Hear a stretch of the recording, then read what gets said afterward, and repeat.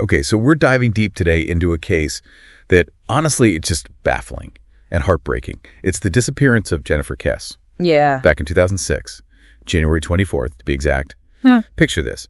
Orlando, Florida. You've got this young woman, she's successful, 24 years old, just living her life, and then poof, vanished. Just like that? No trace. Well, almost no trace. Her car turns up abandoned a couple days later. Right. And there's this grainy security footage. And let me tell you, it's creepy. Adds a whole other level to the mystery. This is one you guys requested, and it's definitely a tough one. But let's unpack it together, see if we can figure out what might have happened. You know what really gets me about this case? It's how normal everything seemed in Jennifer's life before she disappeared. Like, totally ordinary, stable job, a good relationship with her boyfriend, close to her family. Right, totally. It's that jarring contrast, going from everyday life to just complete mystery that makes it so unsettling. It's like she was just swallowed up by thin air. So let's rewind to January 23rd, the day before she vanished. Jennifer had been with her boyfriend for the weekend, came back to her condo that night.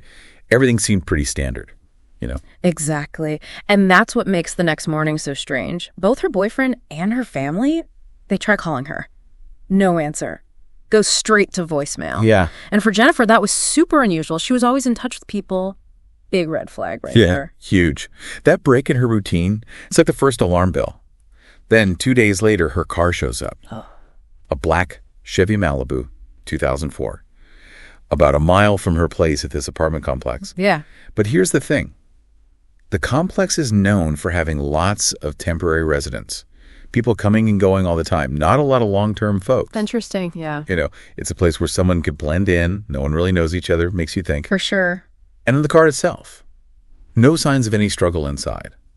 So if something did happen to Jennifer, it doesn't look like it happened in the car. Yeah. So then the questions become, where did it happen? Yeah. Why even bother moving the car? Right. And then, on top of all that, we got that freaky security footage. This figure, you can barely make them out, parking Jennifer's car, their faces hidden behind a fence post. It's honestly chilling.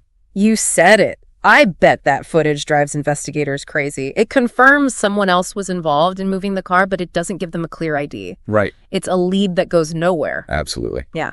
Okay, so now let's go back to Jennifer's condo. No sign of forced entry. Okay. That could mean it's someone she knew, right? But then there are things missing. Her cell phone, iPod, her work bag. Doesn't sound like your typical thief, You're right, and that's what makes the whole motive thing so confusing. If it was a robbery, why those specific items? Yeah. And why leave other stuff behind? Did someone want it to look like something it wasn't? That's a good question. And we can't forget about that feeling of unease Jennifer had about some of the construction workers at her complex. She had mentioned being uncomfortable around them.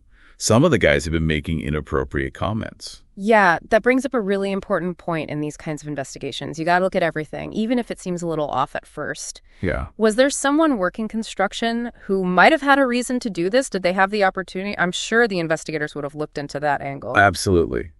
Then there were those reports about her car being driven erratically the day she went missing. Yeah. But no one ever officially confirmed those. Yeah. Those unconfirmed sightings, unfortunately, you see them a lot in missing persons cases. Really? Oh, yeah. They can really make things messy. Hard to tell what's a real clue and what's someone being well-meaning but mistaken, or maybe even wanting attention. Right. To make things even more complicated, the DNA they found in her car, totally inconclusive. It's a reminder that even with amazing forensic science, it's not always a slam dunk. Sometimes the evidence is just gone or it's too messed up to be useful. Yeah. And throughout it all, Jennifer's family has been fighting like crazy to find her. They started the Find Jennifer Kesse campaign. Oh, wow. Battled for years just to get access to her case files. Finally got them in 2019. That's incredible. Their commitment is amazing. Just shows you the power of hope, and the unwavering love of family. Yeah, absolutely. But even with all their efforts, all the media attention this case has gotten, Jennifer is still out there. It's a case that just doesn't add up. You're right. No clear motive, no crime scene, that creepy figure in the video. It's all so disturbing. What do you think is the most important piece of this puzzle? I think for me, it's how normal her life was. Mm-hmm. And then, bam, she's gone.